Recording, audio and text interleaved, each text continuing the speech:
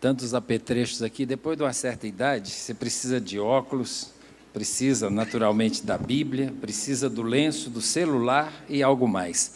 Mas que acima de tudo o que a gente precisa é da unção do Espírito de Deus sobre a nossa vida. Essa não pode faltar. A gente pode até não conseguir fazer a leitura por um problema de visão, mas a visão espiritual certamente não faltará, porque Deus é quem guia a sua igreja, o seu povo, na direção certa. Quantos podem glorificar a Deus pelo ano que passou?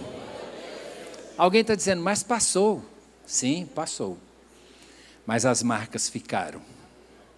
A gente cantou agora, conte as bênçãos. Foram mais de 365, com certeza. Dia a dia, Deus nos abençoou. E a gente está feliz e agradecido. Agora, quantos estão felizes porque estão vivendo o ano de 2025? Podem dizer amém? Foi bom o ano passado? Foi bem suado, né? Suado, trabalhando. Esse ano vai ser abençoado. Mais abençoado, mas mais abençoado em nome de Jesus. Eu creio que Deus tem muitas coisas para nós. E Deus quer estabelecer sempre novos começos, novas oportunidades, novos marcos na nossa vida. Quero chamar a preciosa atenção da igreja para a leitura de um versículo no livro do profeta Isaías, no capítulo 6. Quando a gente fala de missões, é impossível não se lembrar de Isaías. Assim como Marcos 16 e 15, que é o tema, né, escolhido, o texto tema, é impossível falar de missões sem lembrar do que Deus fez através de Isaías na história do povo de Deus. E o impacto disso, até hoje, na vida da igreja, na vida dos projetos missionários que são desenvolvidos ao redor do mundo. Isaías capítulo 6, verso 8, diz assim, depois disso, eu vou pedir a você que olhe para a pessoa do seu lado e diga assim, é depois disso, não antes, depois disso. Depois disso, eu vou dizer o que é esse disso. Ouvi a voz do Senhor que dizia, a quem enviarei? E quem há de ir por nós? Então disse eu, responda comigo toda a igreja, eis-me aqui, envia-me a mim. Que Deus esteja aplicando essa palavra em nossos corações nesta noite. Eu sei que todos nós, de alguma maneira, somos desafiados, seja na nossa mente, seja no nosso íntimo, seja na nossa vida cristã, na nossa forma de servir a Deus, a realizar de alguma forma a obra de Deus. Isso é o que os estudiosos da Bíblia chamam de chamada universal. Todas as pessoas são chamadas para realizar a obra missionária. É um chamado universal, ninguém escapa dela. Muitas vezes a gente tem esse desejo, essa vontade, esse impulso de querer ser mais útil na obra de Deus. E muitas vezes a gente fica trabalhando essa ideia, pensando em uma oportunidade, admitindo que as circunstâncias às vezes atrapalham, que há alguma coisa que precisa acontecer na nossa vida para que a gente possa se dedicar inteiramente.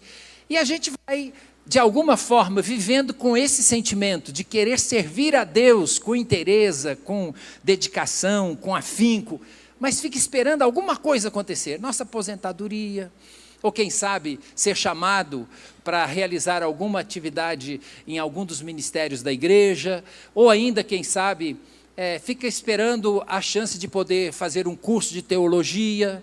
Tudo isso é muito bom, e tudo isso é necessário. Entretanto, nós temos que ter em mente que o mais importante para que nós possamos atender a esse chamado universal que está estabelecido na Escritura Sagrada, é simples. Antes de fazer uma obra para Deus, Deus precisa fazer uma obra em você. A obra de Deus começa por nós. Deus não vai querer que você ganhe o mundo se Ele primeiro não te ganhar.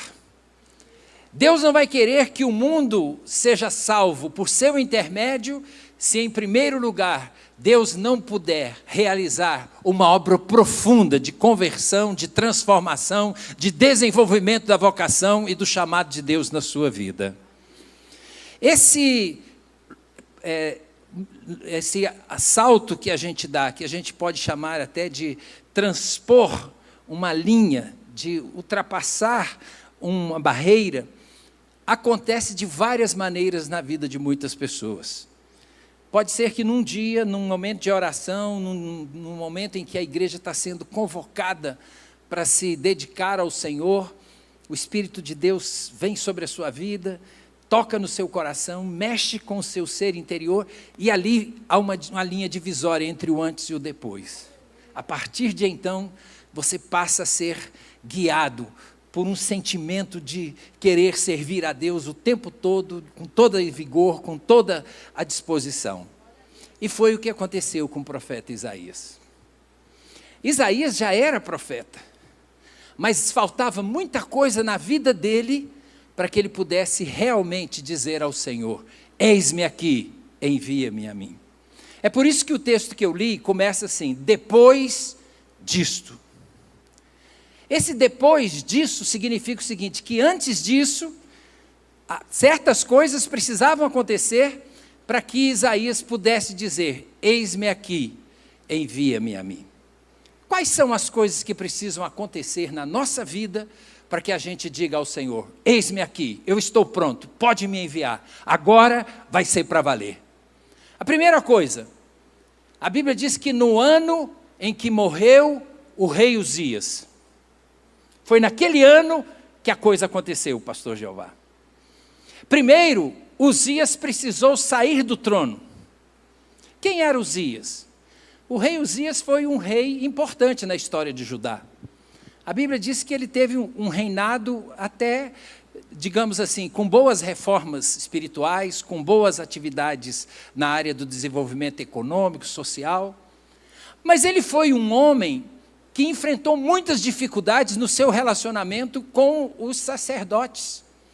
Ele estava em permanente crise com aqueles que eram os responsáveis para realizar aquela relação entre povo de Israel e Deus. Ao ponto de um dia os sacerdotes fazerem greve, de não quererem mais oferecer sacrifício, de não querer atuar, por causa da intromissão do rei Uzias, tentando atrapalhar a obra de Deus no meio do seu povo. E o que aconteceu? A Bíblia diz que o rei Uzias, contrariado com aquela atitude dos sacerdotes, ele foi lá fazer algo que não era competência dele. Foi oferecer sacrifícios ao Senhor de forma sacrílega. Ele não tinha essa autoridade, não podia fazer isso, e ele foi romper com algo que Deus havia proibido. Como consequência, Uzias foi tomado de lepra, ficou leproso, e dali para frente a sua vida foi de mal a pior, até que ele morreu. Muitas vezes o rei Uzias pode simbolizar na nossa vida aquilo que está interferindo na nossa relação com Deus. Às vezes é o poder do dinheiro, a gente quer ganhar, quer mais e mais e mais e mais, e a nossa atividade não cessa, não há espaço para Deus, não há tempo para Deus, não há oportunidade para Deus agir na nossa vida. Às vezes é um interesse de uma coisa até legítima, mas a gente se foca tanto naquilo, nos nossos estudos, na nossa família, em coisas que parecem legítimas, boas, importantes, mas aquilo toma tanto a nossa vida que a gente não consegue sequer pensar um minuto em servir a Deus. Quando é o dia de ir para a igreja, de servir ao Senhor, a gente está cansado, está exausto, quer ficar em casa, quer dormir, quer descansar. Se há um convite para ir realizar aquela programação natalina, a pessoa diz: eu estou tão exausto. Há tanta coisa para fazer, há tanto compromisso, a agenda está tão pesada que não tem espaço para Deus na sua agenda. O Uzias, continua sentado no trono, interferindo na sua relação com Deus. O que representa o rei Uzias na sua vida? Se você quer realmente receber o chamado e a vocação para as missões, saiba disso, o rei Uzias precisa morrer. E esta noite eu quero dizer, chegou o tempo. A Bíblia diz que no ano em que morreu o rei Uzias, 2025 será o ano em que o rei Uzias será sepultado na sua vida. Chegou o ano em que Deus convocou você e ninguém vai interferir na sua relação e na sua comunhão com Deus, porque você estará livre. Quando o rei Uzias sai do trono, acontece a segunda visão. A primeira visão foi do trono vazio. A Bíblia diz que Isaías declarou, no ano em que morreu o rei Uzias. A gente precisa ver que o trono está vazio. Aí o que aconteceu? Vem a segunda visão. Eu vi o Senhor assentado sobre um alto e sublime trono. Sabe qual é a coisa mais maravilhosa? Não é só o rei Uzias morrer e ser tirado do trono. A coisa mais maravilhosa é que o trono não fica vazio. Quando o rei Uzias sai, o Senhor vem assentado num alto e sublime trono sobre a sua vida, e ele será soberano para realizar o propósito dele na sua vida. Quantos creem que Deus está sentado sobre um alto e sublime trono? Diga amém. Então reverencie, adore, reconheça, submeta-se, já atenda ao chamado de Deus, à vocação de Deus, porque se Ele está sentado sobre um alto e sublime trono, Ele tem todo o poder nos céus e da terra para fazer de você aquilo que Ele projetou para a sua vida. E o ano chegou, o rei Uzias morreu, agora o Senhor reina, aleluia! A terceira visão, eu vi o Senhor assentado sobre um alto e sublime trono. A visão dos seres angelicais. E ele dizia, os serafins estavam acima dele. Serafins é uma classe de anjos que a Bíblia relata, cuja missão é estar o tempo todo proclamando, declarando a santidade de Deus. A Bíblia diz que esses seres tinham 6 asas.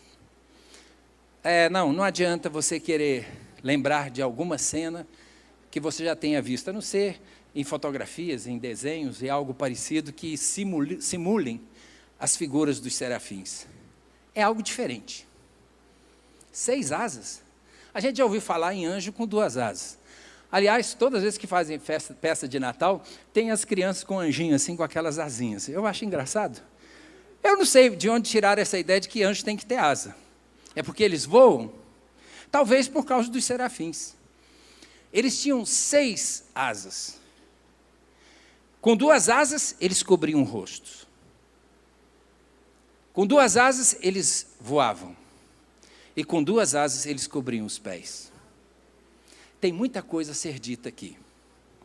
Em primeiro lugar, os seres angelicais são um exemplo real de como Deus deve ser reconhecido e tratado.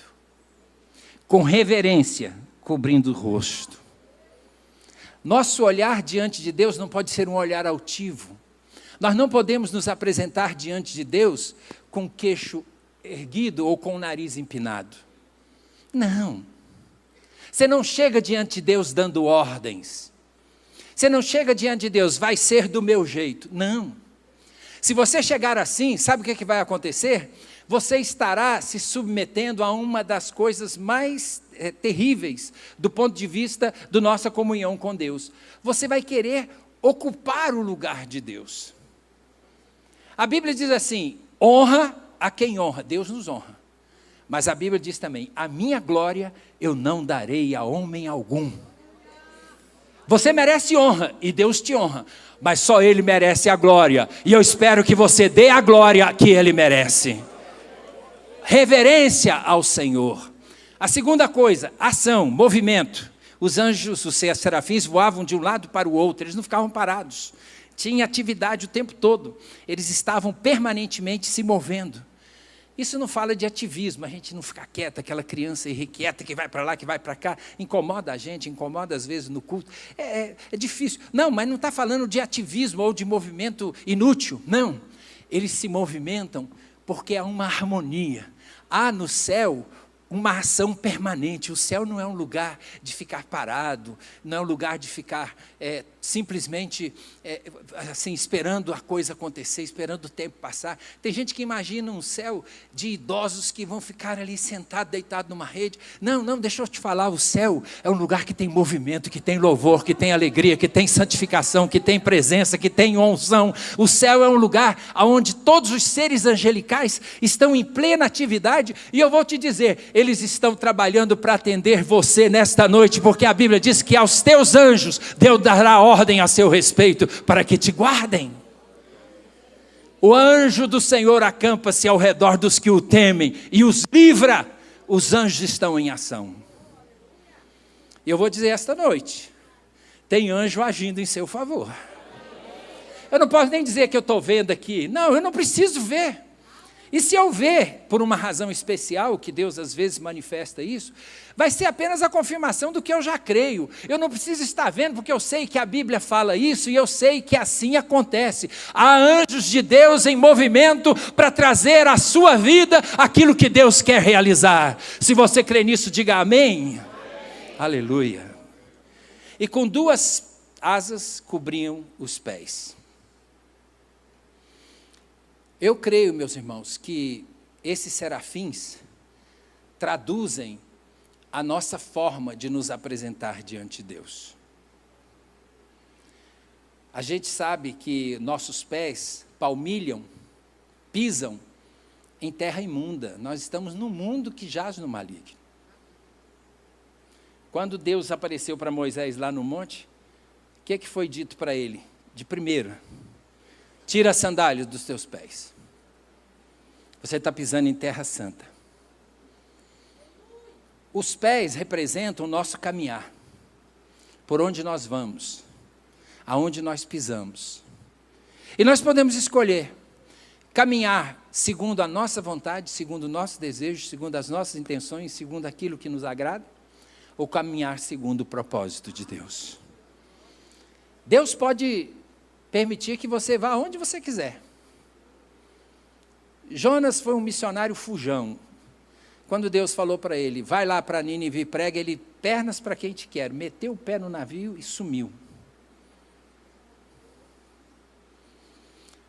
Há quanto tempo você está fugindo de Deus? Há quanto tempo você usa os seus pés para se afastar do chamado e da vocação de Deus? Você está tomando o caminho de Tarsis, mas Deus quer você em Nínive.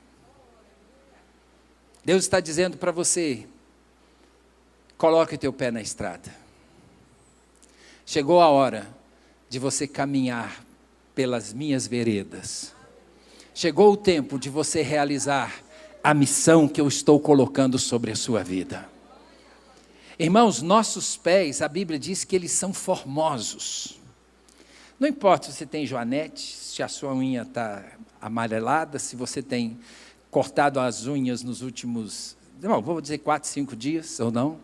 Se você tem a unha com algum tipo de proteção, o que importa é que a Bíblia diz, quão formosos os pés daqueles que anunciam coisas boas. Apressa teu pé, coloca-te em prontidão, firma os teus artelhos, porque Deus quer levar você por lugares que você ainda não imaginou que iria. E Ele vai realizar porque Ele é Deus soberano. E Ele está sentado sobre um alto e sublime trono. E os serafins estão acima dEle, voando de um lado para o outro e declarando a quarta visão. Santo, Santo, Santo é o Senhor dos exércitos. Esses serafins têm a responsabilidade de guardar, de proteger, de não permitir que nada se aproxime para tentar comprometer a santidade de Deus. Por isso que nós devemos repetir o que eles diziam. Eu acho interessante certas coisas da Bíblia que parecem tão desnecessárias. Mas se está escrito, tem um motivo. Eles não clamavam para Deus. Deus, você é santo. Não. Deus sabe o que Ele é. Você não precisa dizer para Deus o que Ele é. Você ficar dizendo assim, Deus, tu és maravilhoso. A gente fala isso até como forma de demonstrar aquilo que a gente está sentindo, assim, de como Deus é maravilhoso, como Deus é bom, como Deus é... A gente fala isso no desejo, mas Deus sabe perfeitamente quem Ele é. Não é o que você vai dizer dele que vai fazer com que Ele seja aquilo que você está dizendo que Ele é, porque Ele já é. Ele é o eu sou.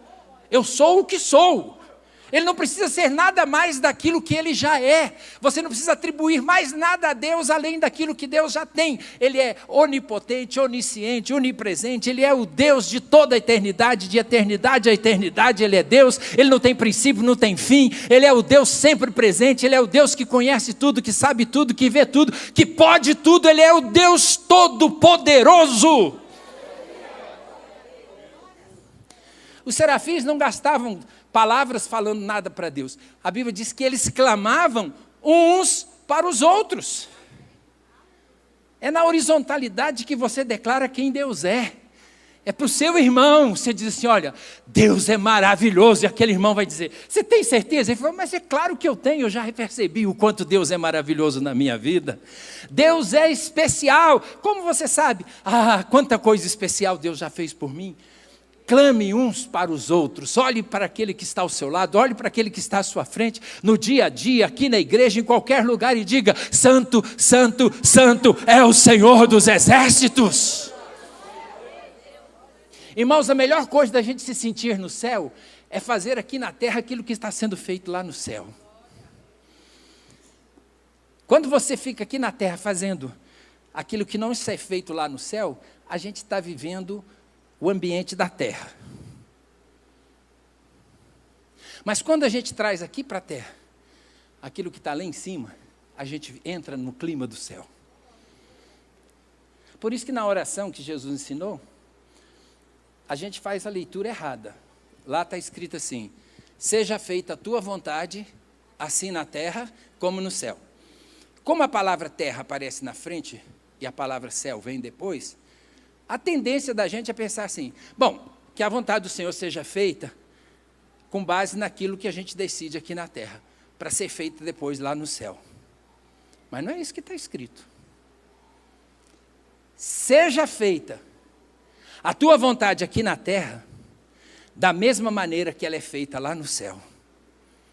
A vontade de Deus lá no céu é plena, é soberana, nada escapa da vontade de Deus lá, ninguém foge do propósito da vontade de Deus, todos os seres angelicais convergem para atender à vontade de Deus.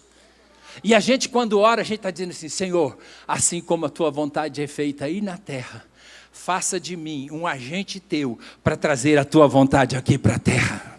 Eu quero fazer a tua vontade aqui na terra do mesmo jeito que ela é feita lá no céu. E eu quero dizer para você nesta noite, em nome de Jesus, da mesma maneira que os serafins clamavam, santo, santo, santo, eu quero que você traga esse clamor aqui para a terra hoje à noite. E nós vamos sentir que o céu desceu até nós, porque a gente vai perceber Deus assentado sobre um alto e sublime trono, e os serafins, e nós juntos, dizendo, santo, santo, santo é o Senhor dos exércitos. Faça isso agora, vamos como igreja, trazer para a terra esse clamor dos serafins. Responda comigo, santo, santo, santo é o Senhor dos exércitos, toda a terra está cheia da sua glória. Mas a glória não estava lá no céu? Não, mas como a gente começou a falar, santo, santo, santo é o Senhor dos exércitos, a glória veio aqui para a terra está cheia da glória de Deus, sua vida está cheia da glória de Deus, a igreja está cheia da glória de Deus. Eu vou dizer para você,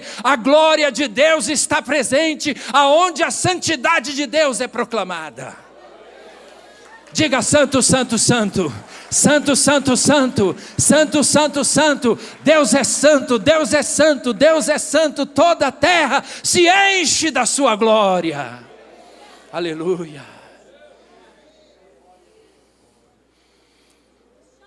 Aleluia.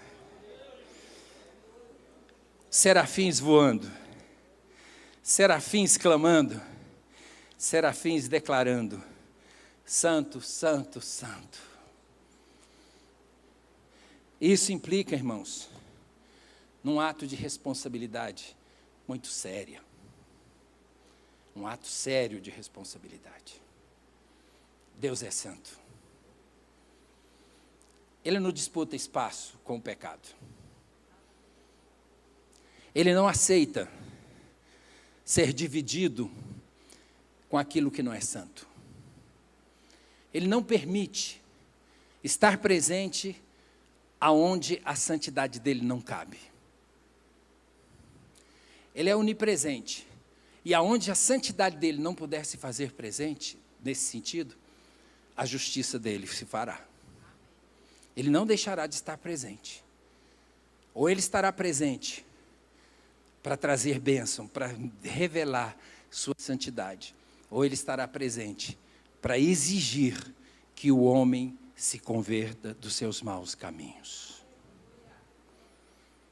A santidade de Deus não pode ser maculada com as nossas palavras. A santidade de Deus não deve ser maculada com as nossas ações. A santidade de Deus não deve ser maculada por causa das nossas atitudes ou teimosias. Ele é santo.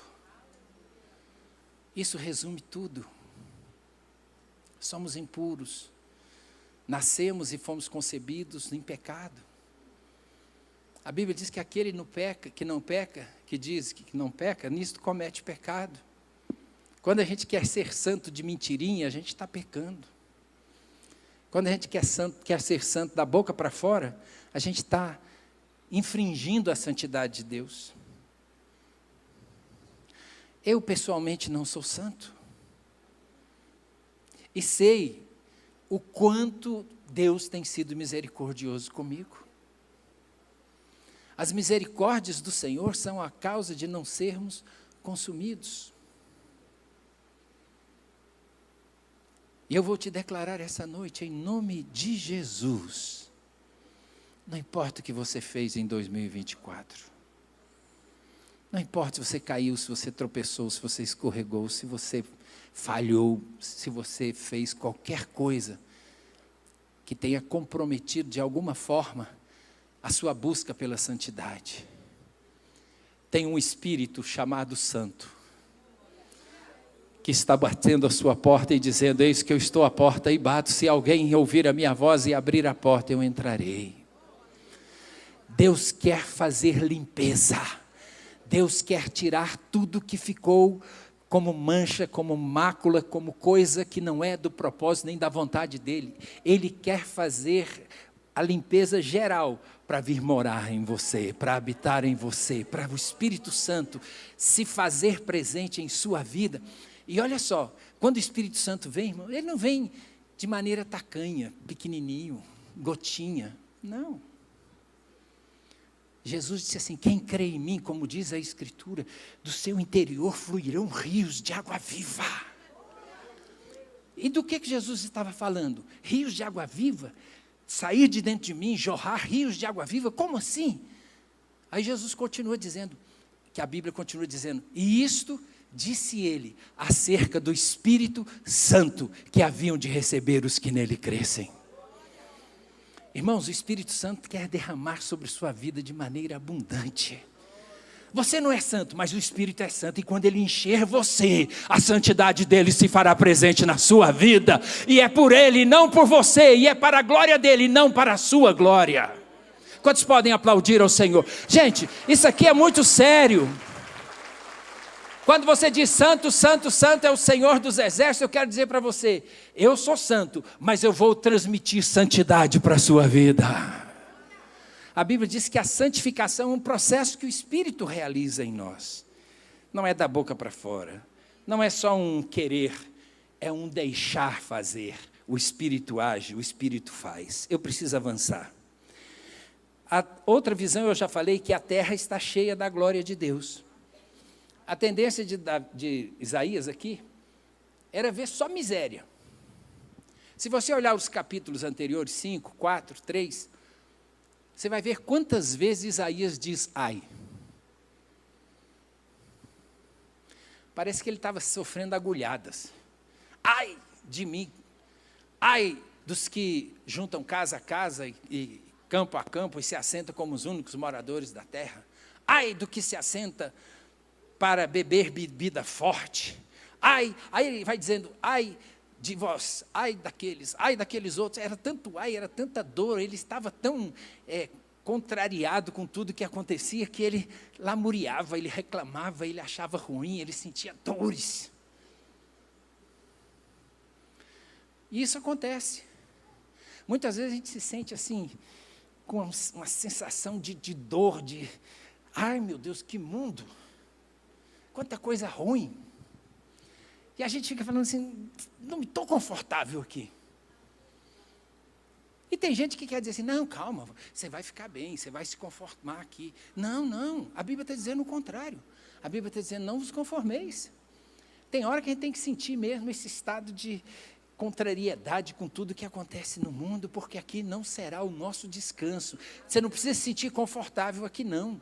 Tem muita coisa ruim que vai acontecer, não por causa de Deus, não porque Deus quer que aconteça, mas pelas circunstâncias. Muita coisa vai se colocar ao seu lado, diante de você, e você vai perceber que há tantas situações que você vai dizer, ai meu Deus, e a gente acaba ficando tão focado nessas coisas, que a gente só consegue enxergar o negativo. Você conhece alguma pessoa assim que senta perto de você só para falar de coisa ruim? Você deve conhecer. Não vou dizer que é pessoa amiga, porque que nem sempre essas pessoas são muito amigas. Ela está falando mal do outro perto de você, depois fala de você perto do outro. Deixa eu contar. Deus está querendo que você mude a sua visão. Ai, é verdade, está acontecendo tudo isso. Mas Deus quer que você enxergue uma outra coisa. Deus quer que você veja que toda a terra está cheia da sua glória. Toda a terra está cheia da sua glória. Você não percebeu ainda? Então você não olhou o nascer do sol. Você não percebeu ainda? Então você não viu o céu estrelado à noite. Você não percebeu, então você não viu uma lua cheia, a lua azul, a lua vermelha, que eles falam que tem aquela... Então você não viu que tudo isso proclama a glória de Deus e anuncia a obra das suas mãos? Você não viu, se você acha que está só coisa ruim, você não viu uma criança nascer, o choro, o primeiro choro. Eu não tinha combinado esse efeito sonoro especial, então eu tive que improvisar, desculpem. A criança chorando e você disse, meu Deus, quanta coisa linda, quanta perfeição, pequenina, mas todos os traços ali definidos. Deixa eu dizer, toda a terra está cheia da glória de Deus. Enxergue a glória de Deus. Enxergue a glória de Deus, ela está na sua vida, ela está no seu corpo, ela está na sua mente, ela está no seu coração, ela está na sua alma, ela está no seu espírito ainda mais, porque é ali que Deus testifica com você. A Bíblia diz que o Espírito de Deus testifica no nosso espírito que nós somos nascidos de Deus. Se você é nascido de Deus, você faz parte da glória de Deus. Se você é nascido de Deus, a glória de Deus está em você. Se você é nascido de Deus e você está na terra, a terra está cheia da glória de Deus.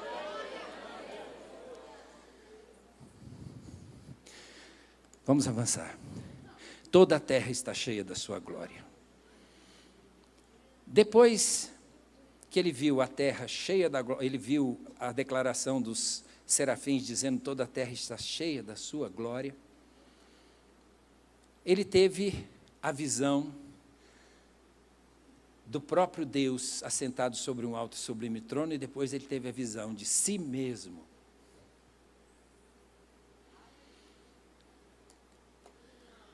Gente, quando você se compara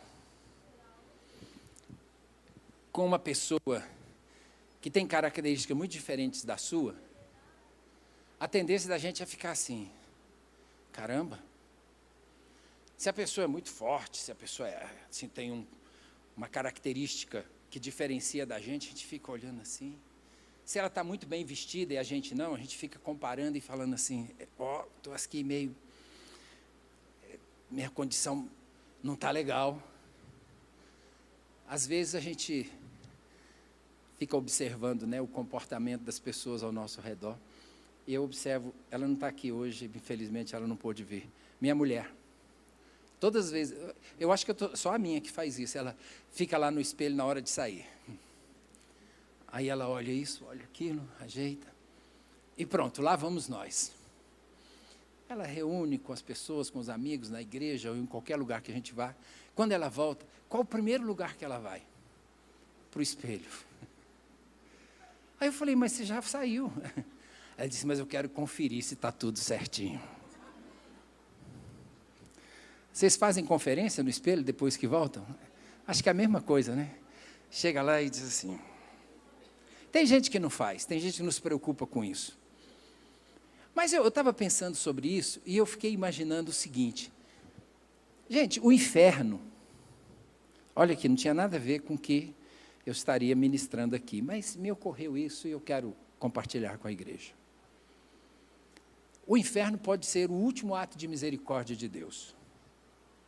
Espera aí, pastor, não olha assim para mim não, pastor Jeová, calma. Vou tentar explicar. É assim. Uma pessoa que ouviu falar de Jesus, ouviu falar do pecado, ouviu a explicação de que Jesus é o único dom me dado em cima no céu e embaixo na terra, pelo qual importa sejamos salvos, que Jesus nos purifica de todo pecado, de toda iniquidade. A pessoa ouviu, não deu o mínimo valor e viveu uma vida completamente de transgressão. Vestes manchadas, todo imundo, todo cheio de pecado, de rancor, de ira, de raiva, de revolta, de maledicência, de impureza. Bem, essa pessoa morre e vai para o céu. Como é que essa pessoa vai se sentir lá diante da santidade de Deus? Eu te pergunto. Quando ele olhar para ele e olhar para Deus, ele vai dizer, não, peraí. Eu não consigo ficar aqui. Não dá para permanecer aqui. Essa glória sua difere demais da minha condição. Eu fico olhando para aí e fico pensando, por que eu não aceitei? Por que eu não fiz aquilo que deveria ter sido feito? Por que eu não deixei de pecar? Por que eu não mudei as minhas atitudes? Por que eu não criei no Evangelho? E ele vai ficar tão inquieto que ele vai dizer, Senhor, me retira da tua presença, eu não posso ficar aqui porque eu estou me comparando com a sua glória e eu não consigo me ver na minha condição diante de tanta glória. E Deus vai dizer, foi preparado para o diabo e para os seus anjos. Se você não quer confrontar o tempo todo com essa minha santidade, com essa minha glória, tem lugar para você lá. Eu acho que para essa pessoa não se sentir tão desconfortável espiritualmente falando, vai ser melhor pedir para não ficar na presença de Deus, porque seria muito complicado. Agora imagine Isaías. Ele viu o Senhor assentado sobre um alto e sublime trono. Aí depois ele olhou para ele. Ele viu os serafins. Ele viu o clamor, santo, santo, santo é o Senhor dos exércitos. E agora, ele olha para ele. Qual foi a constatação? Como é que ele se viu? Ai de mim, que vou perecendo. Eu vou morrer. É glória demais. É santidade demais.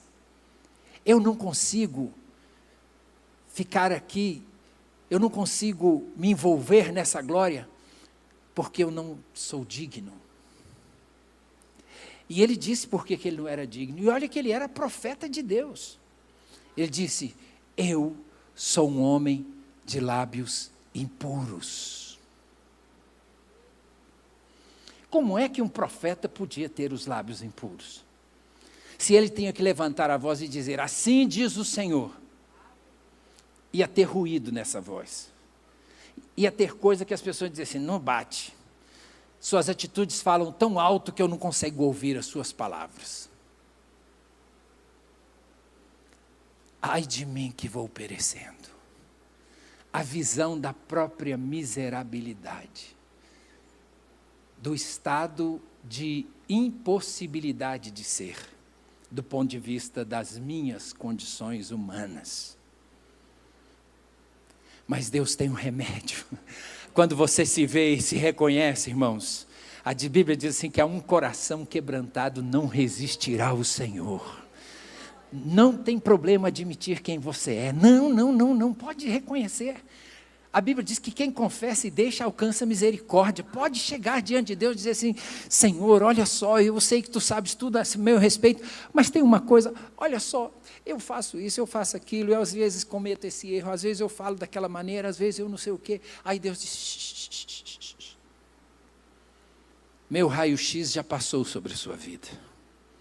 Eu já sei tudo de você. E o Senhor vai me rejeitar? Ele diz: não.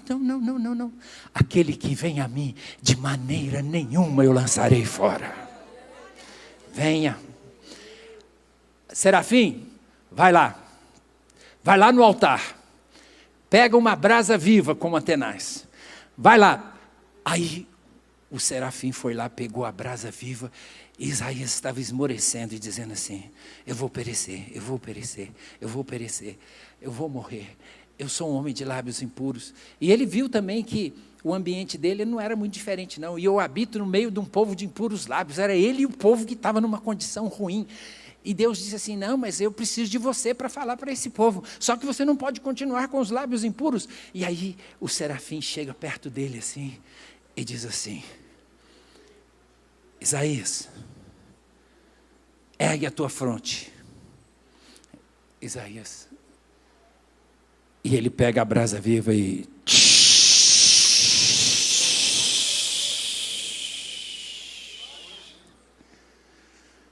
Eis que isto tocou os teus lábios, e a tua iniquidade foi tirada. Vou dizer para você, 2024 ficou para trás, sua iniquidade foi tirada. Jesus está dizendo para você hoje: dos teus pecados já não me lembro mais, vai e não peques mais. Sabe o que Deus faz para nós, irmãos? Ele pega todos os nossos pecados, junta num grande fardo e lança no mar do esquecimento.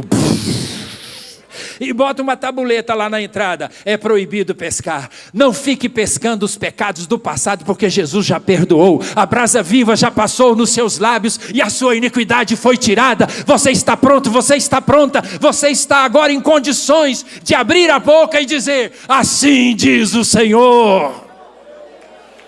Olhe para a pessoa do seu lado e diga para ela: é assim diz o Senhor, assim diz o Senhor. A palavra de Deus está nos meus lábios, porque a minha iniquidade foi tirada, porque a brasa viva do altar tocou os meus lábios. Bem, agora entra no versículo que eu comecei, chegamos no começo. Depois disso, quer ser um missionário, quer realizar a obra missionária, quer ser vocacionado para as missões? Depois disso você vai ser. Antes disso, não. É o protocolo de Deus. Se não acontecer com você o que aconteceu com Isaías, você não vai ouvir de Deus as palavras que vêm a seguir no versículo 9. Então disse ele: vai e fala a esse povo. Fique de pé nesta hora em nome de Jesus.